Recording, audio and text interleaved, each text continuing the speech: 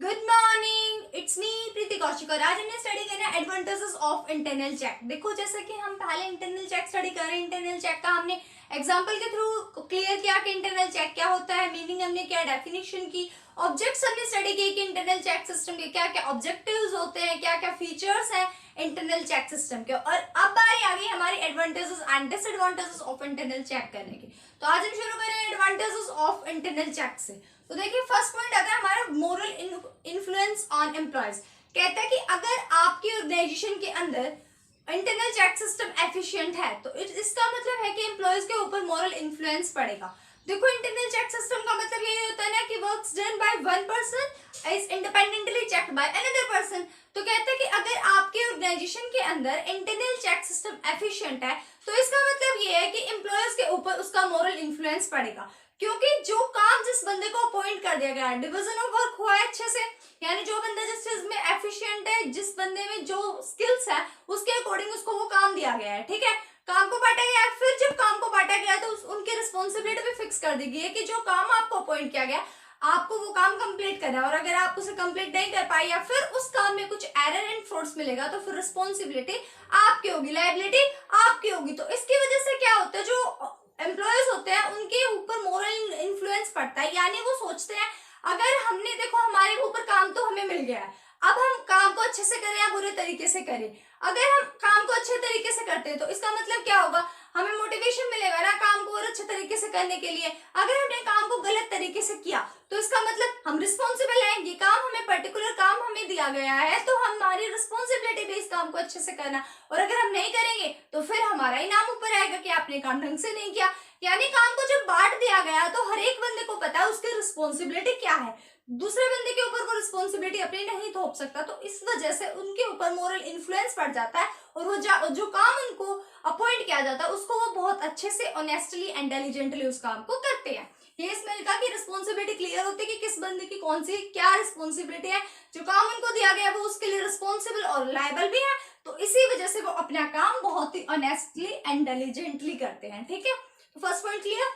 Second point में आता है prevention of error and frauds. देखो जब एक बंदे का काम दूसरा बंदा चेक कर रहा है, जैसे हमने एग्जांपल लिया था तो उसके अंदर यही था ना, फीस जब कलेक्ट करनी थी तो उस टाइम में हमने कॉलेज को 3 डिपार्टमेंट होते हैं, कॉमर्स आर्ट्स एंड साइंस, तो डिपार्टमेंट वाइज में हमने अलग अलग कोर्सेज में एम्प्लॉयज को अपॉइंट किया था। और फिर एम्प्लॉयज को अपॉइंट करके क्या था कि जो अलग अलग बंदे अपना काम कंप्लीट कर रहे हैं अलग अलग कोर्सेज का, देन फिर वो एचओडी के पास सबमिट करा रहे हैं, एचओडी के बाद प्रिंसिपल के पास फीस जारी, और फिर एक नेक्स्ट बंदा सारे के सारे फी को लेके बैंक में जाके डिपॉजिट करा रहा है। तो इस केस में अगर किसी कोर्स के बंदे ने कोई गड़बड़ की होगी, जैसे कि मिस्टर ए अगर बीकॉम के लिए अपॉइंट किया गया, उसने वहां पे कोई एरर किया या फिर उसने फ्रॉड करने की कोशिश की, तो एचओडी के पास गई वो सारी के सारी अमाउंट, तो एचओडी को पकड़ा जाएगा। अगर एचओडी और वो दोनों मिले हुए हैं देन उसके बाद प्रिंसिपल के पास जब वो सारी फी जा रही है तो वहां पे पकड़े जाने के चांसेस होंगे। अगर प्रिंसिपल के पास भी उन्होंने मिली भगत कर ली तो फिर जो बंदा बैंक में डिपॉजिट करा के आ रहा है फी को, उसको भी रिसिट लेनी है वहां पे, तो मैच करके देखी जाएगी वो रिसिट में गड़बड़ी ना हो। तो इस तरीके से अगर एरर एंड फ्रॉड्स किसी भी स्टेज पर होता है तो नेक्स्ट स्टेज पे वो एरर एंड फ्रॉड पकड़े जाने के 100% चांसेस होते हैं। इसी वजह से जहां पे 10 बंदे होते हैं वहां पे 20 एम्प्लॉयज लगाए जाते हैं ताकि एरर एंड फ्रॉड ऑर्गेनाइजेशन के अंदर प्रेजेंट ना रहे। तो अगर हम एरर एंड फ्रॉड्स को ही डिडक्ट कर देंगे इंटरनल चेक सिस्टम के थ्रू तो हमारा इंटरनल चेक सिस्टम बहुत ज्यादा एफिशिएंट हो जाएगा, और इसी वजह से हम एम्प्लॉयज की जो हमारे एम्प्लॉयज होते हैं उनको हम ज्यादा नंबर में अपॉइंट्स करते हैं। ठीक है, ताकि जैसे अब 3-4 बंदे होंगे तो वो आपस में मिली भगत करके कॉल्यूजन करके फ्रॉड कर सकते हैं, लेकिन अगर 15-20 एम्प्लॉयज है तो वो सारे हो सकता है ना किसी के व्यूज अलग हो, ठीक है, कोई ऑनेस्ट ज्यादा हो, ठीक है, बाय चांस कुछ डिसऑनेस्ट पर्सन है वहां पे लेकिन कुछ तो ऑनेस्ट होंगे ना, अगर उन तक बात चली गई तो वो सारे ऑर्गेनाइजेशन में एम्प्लॉयर को या फिर जो भी सुपीरियर होगा मैनेजर उन तक बात पहुंचा देंगे।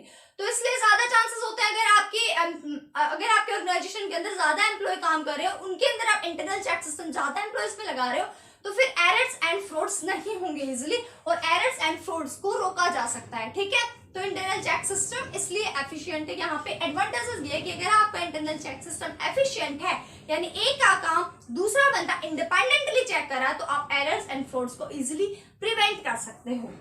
नेक्स्ट पॉइंट आता है हमारा increase in efficiency of employees. अब जो एम्प्लॉयज की एफिशिएंसी होती है वो इंक्रीज होती है। अब कैसे एम्प्लॉयज की एफिशिएंसी इंक्रीज होती है, देखो अब ना पर्टिकुलर बंदे को वही काम दिया जाता है जिसके अंदर वो एफिशिएंट होता है, यानी जो काम उसे करना आता है। अब हमने एक बंदे को एक ऐसा काम दे दिया जो जिसको करने में, यानी कि अगर एक बंदा लेजर बनाने में एक्सपर्ट है और हम कह रहे हैं उसको आपको ट्रांजेक्शन ही रिकॉर्ड करनी है वो भी जनरल में, तो वो अपना काम बहुत एफिशिएंटली वैसे करेगा ना, उसे हर चीज की नॉलेज होगी कि जनरल किस तरीके से बनाना है, क्या एंट्री कैसे करनी है, किस तरीके से प्रिपेयर करना सारा का सारा काम, तो वो जनरल में एक्सपर्ट है, इसलिए हमने उसको वो काम दिया। तो कहते हैं बार बार वही काम करने से बंदा उसके अंदर और ज्यादा एफिशिएंट हो जाता है और वर्क एफिशिएंसी इंक्रीज होती है।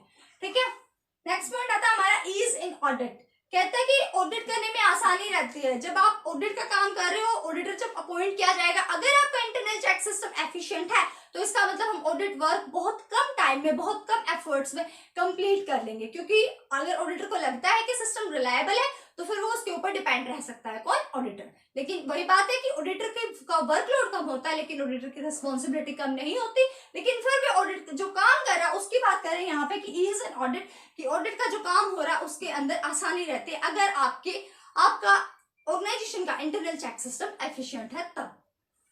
नेक्स्ट पॉइंट में कहता है easy preparation of final accounts. कहता है कि अगर आपके ऑर्गेनाइजेशन के अंदर इंटरनल चेक सिस्टम प्रेजेंट है तो फाइनल अकाउंट्स जल्दी प्रिपेयर हो जाते हैं। एक बंदे ने जनरल बनाया, दूसरे ने लेजर, तीसरे ने ट्रायल बैलेंस, तो इस तरीके से क्या हुआ, आपके फाइनल अकाउंट्स जल्दी प्रिपेयर हो जाएंगे। ट्रायल बैलेंस के बाद नेक्स्ट बंदा P&L बना रहा है, ट्रेडिंग एंड P&L, उसके बाद बैलेंस शीट और आपके फाइनल अकाउंट्स आपके सामने आ जाएंगे।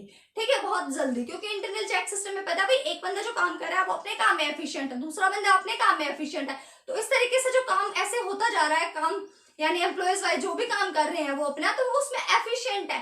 ठीक है, तब वो अपना काम कर रहे हैं। जब उन्होंने अपना काम प्रॉपर वे में कर ही दिया है तो इसका मतलब क्या हुआ, लास्ट में अपने अकाउंट्स में प्रिपेयर कर दिया, रेडी है। अब ऑडिटर आएगा, ऑडिटर ठीक है अकाउंट्स को चेक करेगा, अच्छी बात है, ठीक है, ऑडिटर चेक करने के बाद रिपोर्ट दे देगा, तो हमारे अकाउंट्स जो होते हैं फाइनल अकाउंट्स प्रिपेयर जल्दी हो जाता है। ऑडिटर का काम रह जाता है कि उनके अंदर एरर एंड फॉल्ट्स होगा तो वो चेक करेगा। ठीक है, लेकिन अकाउंट्स जहां तक प्रिपेयर करने की बात है तो इंटरनल चेक सिस्टम अगर आपका एफिशिएंट है, एक बंदे का काम दूसरा बंदा चेक कर रहा है, तो इट मींस आपके फाइनल अकाउंट्स जल्दी प्रिपेयर हो जाते हैं। And last advantage is a benefit to employer. देखो अब एम्प्लॉयर को बेनिफिट हो जाता है, जो एम्प्लॉयज उसने अपॉइंट कर रखे हैं अपने ऑर्गेनाइजेशन के अंदर, उनके बीच में उसने इंटरनल चेक सिस्टम लगा दिया। इंटरनल चेक सिस्टम का मतलब यही हो गया कि एक बंदा दूसरे बंदे का काम चेक कर रहा है, वो भी इंडिपेंडेंटली, कोई पार्शलिटी नहीं करने वाला है। वो कितनों के साथ पार्शलिटी करेगा, एक दो के साथ, 20-25 एम्प्लॉयज हैं उसके एक ग्रुप में, तो वो किस तरीके से उन सब में कोलिजन करेगा, नहीं पॉसिबल हो सकता। इसलिए क्या होता है, एम्प्लॉयज को उसने जो काम दिया है उसको पक्का पता है कि वहां पे एरर एंड फ्रॉड्स नहीं होंगे। ठीक है, क्योंकि एक बंदे ने जो काम किया दूसरा बंदा उनके काम को चेक करने वाला है, तो फिर क्या होता है, फिर एम्प्लॉयर के पास जो टाइम बच जाता है उनको चेक करने का, सुपरवाइज करने का, उस टाइम में वो कुछ एक्स्ट्रा काम करता है, कुछ प्रोडक्टिव काम करता है, जिसकी वजह से उसको बेनिफिट मिलता है। तभी तो इंटरनल चेक सिस्टम ऑर्गेनाइजेशन में अप्लाई करने का फायदा है। ठीक है, यानी उसको पता है कि एरर एंड फ्रॉड तो होने से रहा, इतने सारे एम्प्लॉयज हैं, अब मैं क्या करता हूँ, मैं अपना जो टाइम मेरे पास बचा है उसको कहीं और प्रोडक्टिव काम में लगाता हूँ। ठीक है, तो एम्प्लॉयर को बेनिफिट होता है, वो फोकस करता है his attention in other area, जो अदर एरियाज है वहां पे वो अपना फोकस करता है, जहां से बिजनेस जो है और ज्यादा ग्रो कर सके एंड एक्सपेंड कर सके। तो ठीक है, ये थे हमारी advantages of internal check. Hope you like it, thank you, bye bye.